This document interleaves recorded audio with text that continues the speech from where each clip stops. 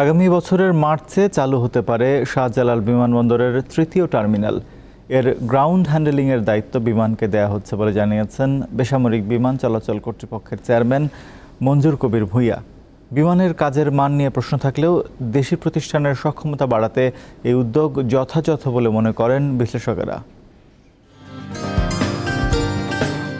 আকাশপথে বাড়ছে বাংলাদেশের সক্ষমতা, আরও আধুনিক হচ্ছে দেশের প্রধান বিমানবন্দর। এরই মধ্যে হযরত শাহজালাল আন্তর্জাতিক বিমানবন্দরের তৃতীয় টার্মিনালের কাজ শেষ হয়েছে ৯৯%। ২,৩০,০০০ বর্গমিটার আয়তনের বিশাল এই টার্মিনালে থাকছে বিশ্বমানের প্রযুক্তি। যাত্রীদের লাগেজ বেল্ট থাকবে ১৬টি, ১৫টি স্বয়ংক্রিয় চেক ইন কাউন্টার সহ মোট ১১৫টি চেক ইন কাউন্টার থাকবে। প্রথম পর্যায়ে ১২টি বোর্ডিং ব্রিজ থাকবে এই টার্মিনালে।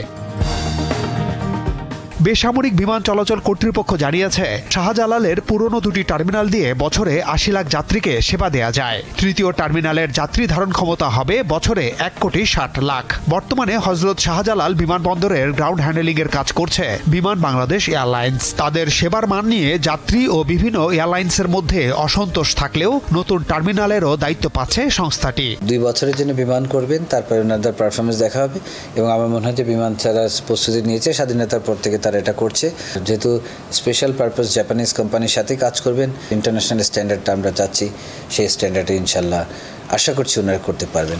বিষয়টিকে ইতিবাচকভাবে দেখছেন বিশ্লেষকেরা। গ্রাউন্ড হ্যান্ডলিং বিষয়টা আসলে অনেকটা জটিল আমি মনে করি, কারণ এটা শুধুমাত্র কার্গো হ্যান্ডলিংয়ের ব্যাপার না। এখানে যাত্রী, লাগেজ এবং আমাদের টার্মিনালের মধ্যে যে ট্রান্সফার এবং এয়ারক্রাফট টু এয়ারক্রাফট ট্রান্সফারের যে বিষয়গুলো, সেই জায়গায় আমাদের আসলে শেখার অনেক কিছু আছে। তো সাময়িক যদি আমরা যৌথভাবে কাজ করি, তাহলে আমাদের মধ্যে যে প্রশিক্ষণের দরকার আছে আমাদের জনবলে, সেটা তৈরি হয়ে যাবে।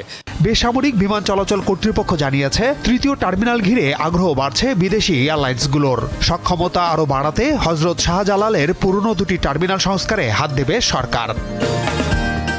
মাহমুদ শাওন, দীপ্ত সংবাদ, ঢাকা।